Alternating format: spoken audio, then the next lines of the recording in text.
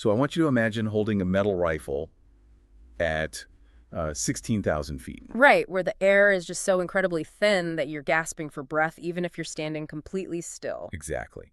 And the ground beneath your boots is frozen solid. I mean, it's indistinguishable from concrete. And you have exactly 118 men just scattered across this massive frozen ridge. While advancing towards you, through this pitch-black snowstorm, are over 1,000 heavily armed troops. Troops carrying artillery that is specifically designed to shatter stone bunkers. And no help is coming. You don't have artillery cover. You are just entirely alone. It's basically the absolute nightmare scenario for any infantry commander. Completely. You're stripped of every modern tactical advantage. You're left with nothing but the men beside you and whatever ammunition you can physically carry. How can a man die better than facing fearful odds for the ashes of his fathers and the temples of his gods?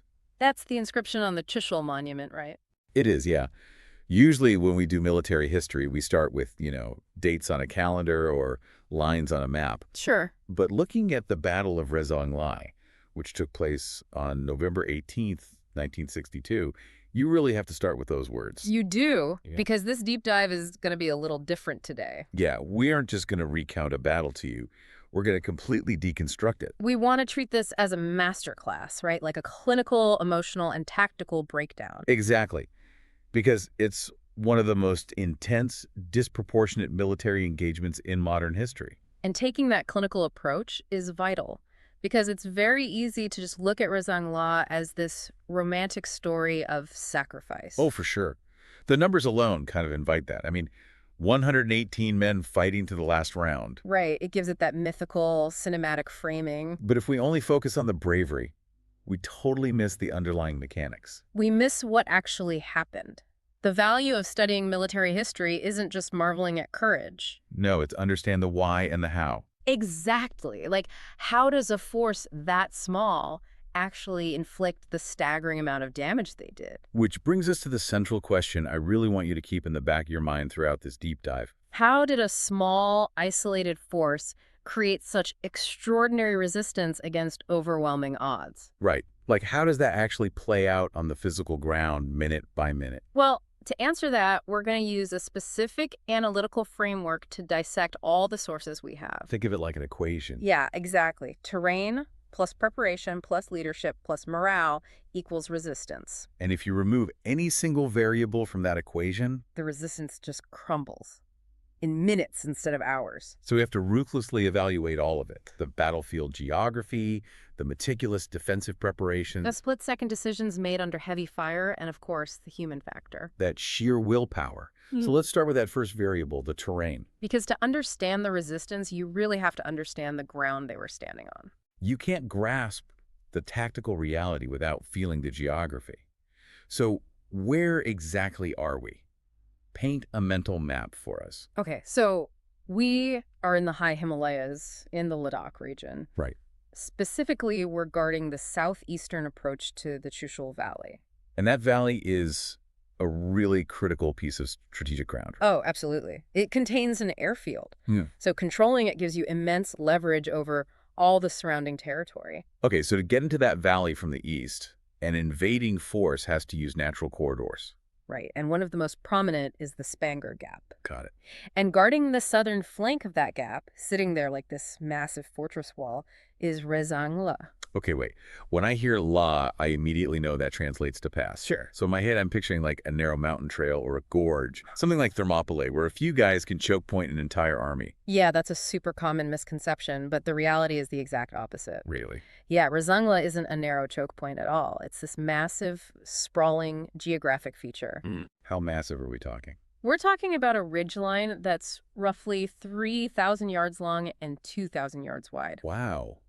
That's a frontage of almost 2 kilometers. It is. It's a staggering amount of space to try and defend. So for you listening, imagine trying to defend a massive college football stadium. That's a great analogy. But you only have 3 tiny groups of guys, one in the north end zone parking lot, one all the way up in the upper deck, and one out past the south end zone. And none of them can really even see each other clearly. It's just a vast expanse of barren rock, shale, and ice. But the spatial dimension isn't even the worst part. The most devastating detail is the elevation. Great. Rezang sits at an average altitude of 16,000 feet above sea level. That physiological reality just hits you like a ton of bricks.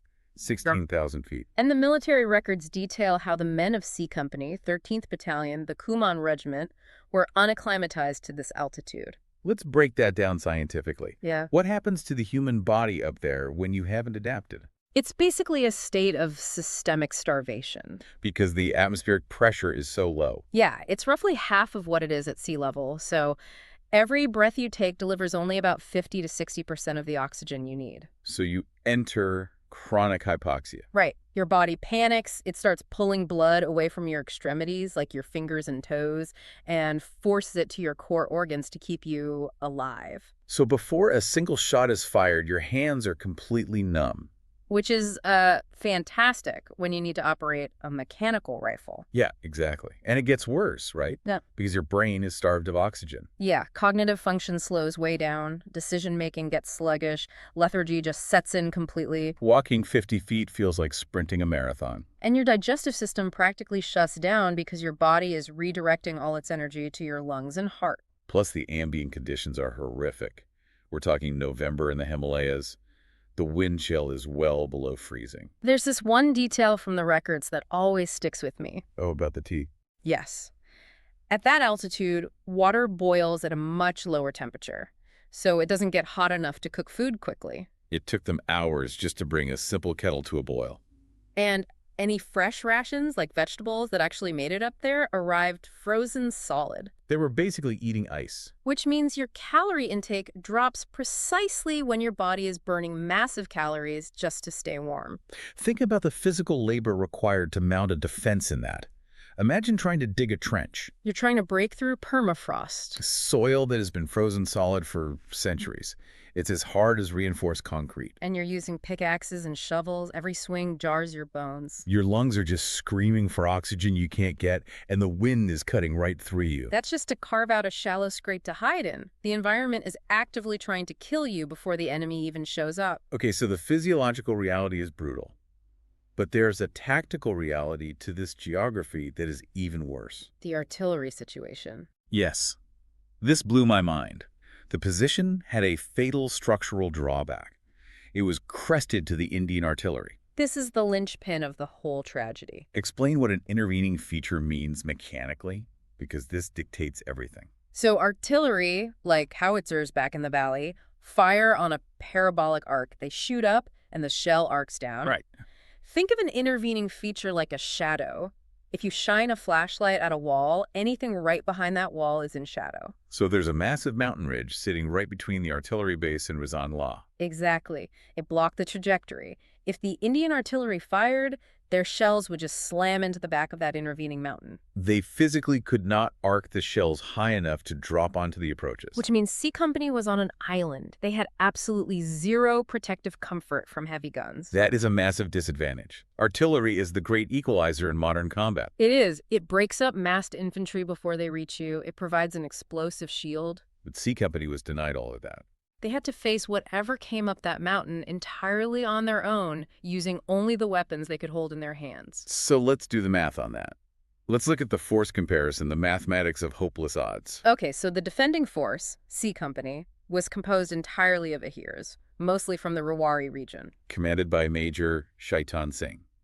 And the total strength was exactly 118 men. 118 men across 2 kilometers. What are they holding in their hands? Mostly standard issue bolt action .303 Lee Enfield rifles. With about 600 rounds per man. Right.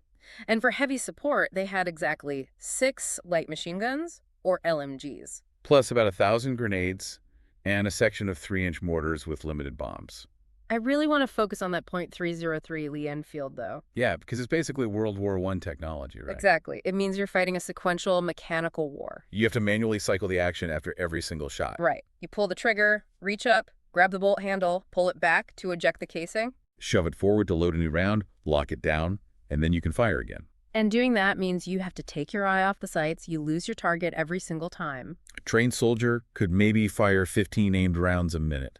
But remember the physiological reality. Your hands are freezing, you're wearing thick gloves. Or Your bare skin is literally sticking to the freezing metal.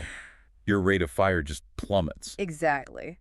Now, contrast that with the attackers. The Chinese arsenal was staggering. They weren't using bolt-action rifles. The sources show they had 7.62 millimeter self-loading rifles. Which is a generational leap. It automatically cycles the action using gas from the fired cartridge. The soldier just keeps his eye on the sights and pulls the trigger. So if you have 118 guys manually racking bolts and over 1,000 guys just pulling triggers. The volume of lead in the air is terrifyingly asymmetrical. And that's just small arms. The heavy weapons disparity was even worse. Right. The Chinese brought medium machine guns, MMGs, which lay down sustained fully automatic fire. Plus heavy mortars, 132 millimeter rockets. And crucially, 75 millimeter and 57 millimeter recoilless guns. Which are the absolute nightmare for an infantryman in a trench. Explain a recoilless gun to me, because it sounds devastating. It's basically lightweight artillery you can carry. And it fires shaped charges. Okay, what does a shaped charge do? When it hits a stone bunker, the blast doesn't just explode outward, it focuses into a superheated jet of molten metal. So it punches a hole straight through the rock. Straight through, and the pressure and heat enter the bunker, turning the rock itself into secondary shrapnel. It's specifically engineered to kill men hiding behind hard cover. Yes. I'm putting myself in their books. Yes. You're in a shallow frozen trench, no artillery cover. Thousands of guys coming at you with automatic weapons. And tubes designed to melt through your trench. And the Record State C Company didn't even have overhead protection for their command posts. No heavy timber or concrete roofs, just open trenches. How do you not completely break down psychologically? That brings us back to our framework. If terrain and technology are against you, you rely on preparation and leadership. It starts with how Major Shaitan Singh deployed his extremely meager resources. Right, across that massive 2-kilometer feature. Let's map it out. Okay, visual understanding time. C Company is divided into 3 platoons, 7, 8, and 9. At the far northern end, holding the left flank, is 7 Platoon under Subedar Surja. Positioned about 3,000 yards north of the pass. And then moving south, you have 9 Platoon, led by Subedar Ramchandar. Where are they compared to 7 Platoon? Roughly 1,100 yards south. That is a massive gap, almost a kilometer. It is. And then further south still is 8 Platoon under Subedar Hariram. Another 1,600 yards away. Well, company headquarters, with Major Shaitan Singh and the mortars, is tucked somewhere between 8 and 9. 1,100 yards between 7 and 9. 1,600 between 9 and 8. They're completely isolated. It's what historians call the dilemma of distance. In infantry tactics, mutual support is everything. Right. If 7 Platoon gets attacked, 9 Platoon should provide covering fire. Catch the enemy in a crossfire. But an LMG doesn't shoot a kilometer accurately in a blizzard. So they physically could not help each other. No. And in 1962, they didn't have tactical headsets. Comms relied on bulky radios or literally running between positions. Which means each platoon was fighting its own entirely separate battle. Exactly. So let me challenge this. If you have no terrain advantage, no artillery, and no crossfire support, what is your shield? Your only shield is meticulous, agonizing preparation. The operational logs outline this rigorous daily routine, right? Yeah, and it speaks volumes about the discipline. Every single morning, they pushed out 3 observation posts. Small teams sent forward with binoculars. Right, and every evening, as temperatures plummeted even further, they sent out 3 listening posts. Which is exactly what it sounds like. Sitting in a hole in the snow, in the pitch black, just listening. Straining to hear over the wind. And they also maintained constant overlapping fighting patrols. Which was an NCO and 3 other ranks, right? Yes. Continuously moving between those massive gaps separating the platoons. I have to push back here. Walking around in the snow doesn't stop a rocket. How does freezing your men half to death on patrol actually help? Because it buys you time. It's textbook doctrine. Alertness prevents surprise. Since they didn't have defensive minefields to slow in advance. Exactly. Without mines or artillery, early warning is your only defense against being overrun in your sleeping bags. It takes almost cruel leadership to force starving men out into a sub-zero wind every single night. It requires a commander who knows complacency is death, and that insistence is exactly what saved them on November 17th. Let's step into that night.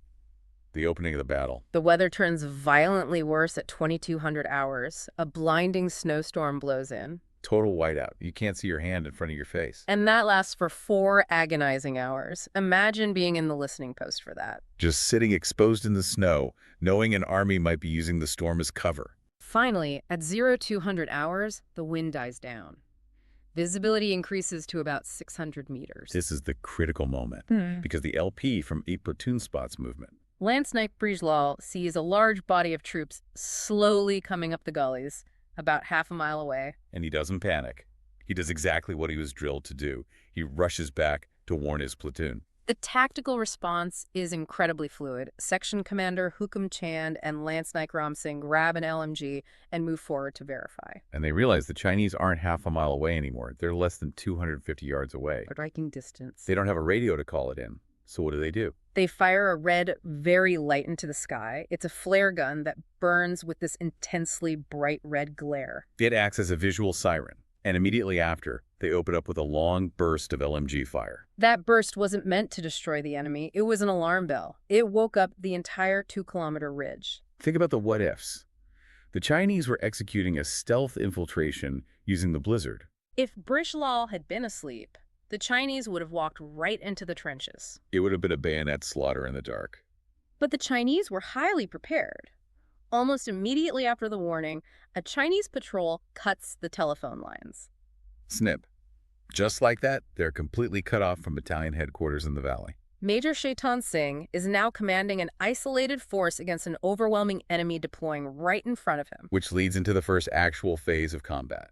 At 04:35 hours, the heavy barrage hits. High explosives pounding the ridge for 20 minutes. The records note the Indian No. 1 mortar position is hit directly. The crew is killed instantly. But look at the resilience. Naikram Kunwar doesn't panic. He scrambles to the pit, pulls the dead aside, Assembles a new crew from riflemen, and gets the damaged mortar firing again over open sights. Because at 0505 hours, the artillery lifts and the infantry assault begins against 7 and 8 platoons. And the Chinese advance in a massive, bunched-up line, just walking toward the trenches. Which is terrifying. The instinct is to just start shooting as fast as you can. Keep them far away.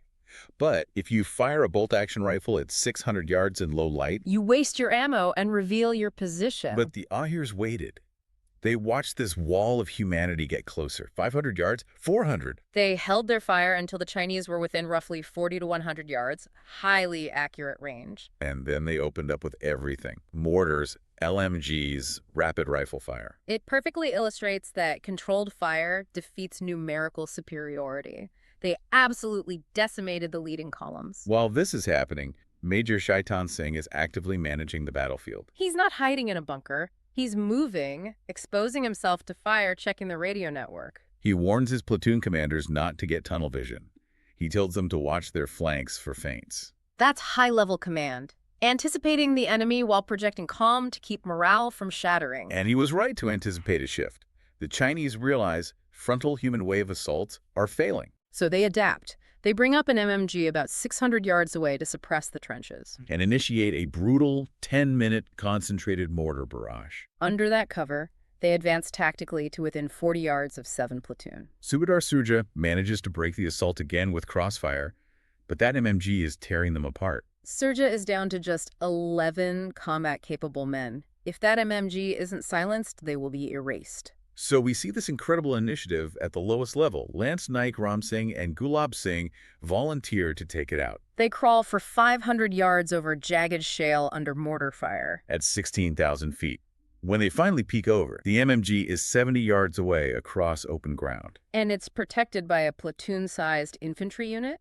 2 men with bolt-action rifles against a machine gun and 30 guys, but they charge. They sprint out into the open, screaming their battle cry, Dada Shri Krishna Ki Jai. Ram Singh is firing from the hip while sprinting. The MMG swings around. Gulab Singh is hit immediately, but Ram Singh keeps charging, absorbing fire. He gets to within 5 feet of the gun before he's killed. 5 feet.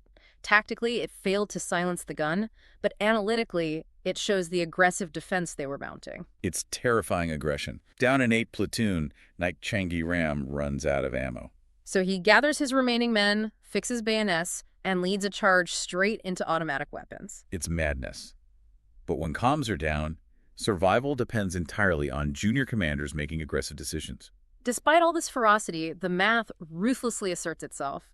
The sheer volume of fire begins erasing the platoons. By 0655 hours, the Chinese concentrate their artillery. They systematically wipe out 7 and 8 platoons. 8 platoon beats back 4 massive waves in brutal close-quarters combat before the 5th wave engulfs them. And up north at 7 platoon, Subedar Surja sees a massive column forming for the final sweep. He calmly radios headquarters, states they are leaving their trenches, and goes out to meet the assault in the open. The military forensics later showed every single man in that platoon was killed in hand-to-hand combat. Found with multiple bullet and bayonet wounds, they fought to the literal last man. At 0800 hours, the Chinese fired a green flare, the signal that 7 and 8 were destroyed. Meanwhile, isolated in the center, 9 platoon is still fighting. Naik Sahiram shows masterful patience. He waits until a bunch of Chinese troops assemble in a tight group.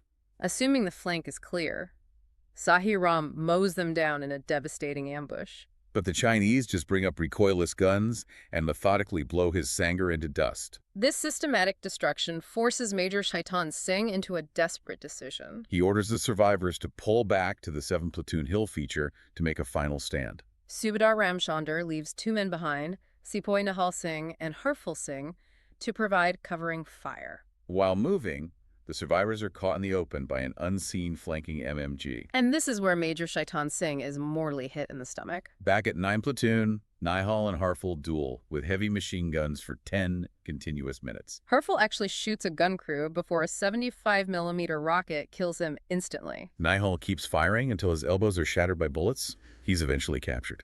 And remember Ram Kunwar, the mortar man. Yeah. He realizes his mortars are out of ammo and the position is overrun. He takes the time to physically disable the tubes so the Chinese can't use them.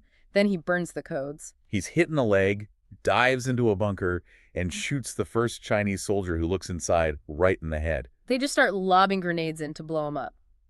Miraculously, both he and Nihal survive and eventually escape. Out on the ridge, 2 soldiers try to drag the bleeding Major Shaitan Singh to safety. But the pain over the rocks is too severe. He orders them to leave him. He dies alone on the freezing slopes. I just want to pause to let the emotional weight of that settle. It's overwhelming brutality. But we promised a clinical analysis, so let's look at the objective evaluation. Tactically, the structural weaknesses were glaring.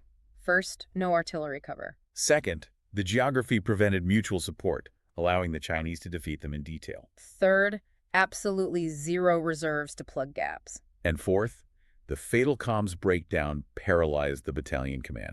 But playing the skeptic here, if they had all these massive disadvantages, how did they inflict such damage? Official sources say 109 men of C Company died, 4 returned. But Chinese casualties were estimated at 1,000 killed or wounded, a 10-to-1 kill ratio with bolt-action rifles. You explain it with the human factor. It's a force multiplier.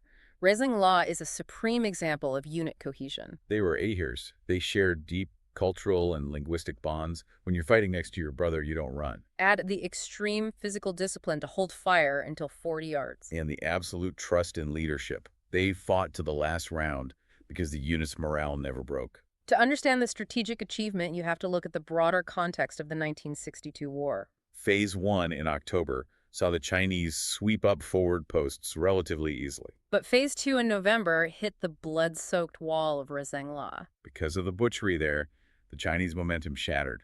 They didn't push past their claim line into the valley. It gave the Indian 114th Mountain Brigade time to pull back and save the Chushul airfield. They redeployed into superior positions with heavy artillery dialed in to perfect killing fields. The Chinese looked down at that valley, looked at their shattered battalions, and halted. It's just a lot to comprehend. The background of high-altitude isolation, the disciplined small unit tactics against overwhelming firepower, and the incredible junior leadership. 118 men, 109 dead, 1,000 enemy casualties. They bought the time to save a sector. But I want to leave you with a historical irony. The Indian Army had finally regrouped and prepared their defenses. They were ready for round 2. But round 2 never came. 3 days after Rezang La, the Chinese declared a unilateral ceasefire. The war just stopped. Mull over that what-if scenario. What would that battle in the valley have looked like? It's a profound question. Keep questioning the narratives, keep analyzing the mechanics of history, and we'll catch you on the next deep dive.